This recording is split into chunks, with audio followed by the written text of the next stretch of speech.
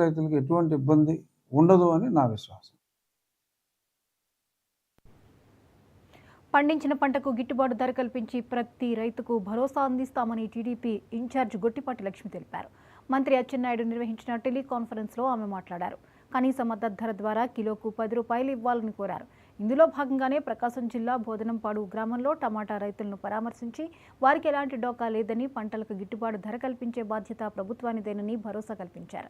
మార్కెట్లో దళారీల బారిన పడకుండా ప్రతి రైతు పంటకు గిట్టుబాటు ధర కల్పించే దిశగా ముందుకెళ్తున్నామని వివరించారు. త్వరలో కోల్డ్ స్టోరేజ్ నిర్మాణాన్ని కూడా పూర్తి చేస్తామని హామీ ఇచ్చారు గొట్టిపాటి లక్ష్మి. ఈ కార్యక్రమంలో మాజీ ఎమ్మెల్యే నారపశెట్టి పాపారావు, టీడీపీ నాయకులు, కార్యకర్తలు పాల్గొన్నారు.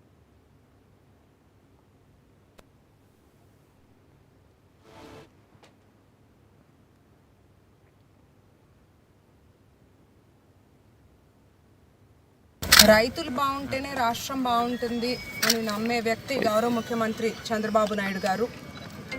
రైతుల అభ్యున్నతి కోసం కూటమి ప్రభుత్వం నిరంతరం కృషి చేస్తూనే ఉంటుంది. చూస్తే మన నియోజకవర్గంలో ఎక్కువగా రైతులు కూరగాయ పంట వ్యవసాయం మీద జీవనం ఆధారపడి ఉన్నారు. అందులో భాగంగా ఇవాళ మేము బోధనంపాడు వచ్చి రైతులతో కలిసి మాట్లాడటం జరిగింది.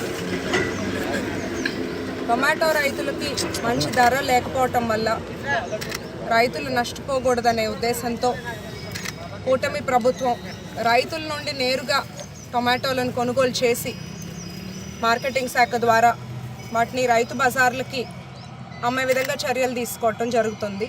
అందులో ఉండే ఆపరేషన్ ఛార్జీలను కేంద్రమే భరించి రైతులకు రైతు బజార్కి సరఫరా చేస్తే వాళ్ళ దగ్గర నుంచి కొనుగోలు చేసింది అక్కడి నుండి ఇతర రాష్ట్రాలకు కూడా సప్లై చేసి ఎక్కడైతే టొమాటో కొరత ఉందో ఆ రాష్ట్రాలకు కూడా రైతు బజార్లు, ఆ పట్టణాల్లో ఉన్న రైతు బజార్లకు సరఫరా చేస్తే ఇక్కడ కిలో 8 రూపాయలు వచ్చేలాగా చర్యలు తీసుకొని తద్వారా ఇతర రాష్ట్రాలకు సరఫరా చేసి కిలో 10 నుండి 15 రూపాయలు అందేలాగా రైతులకు కూటమి ప్రభుత్వం చర్యలు తీసుకుంటుంది.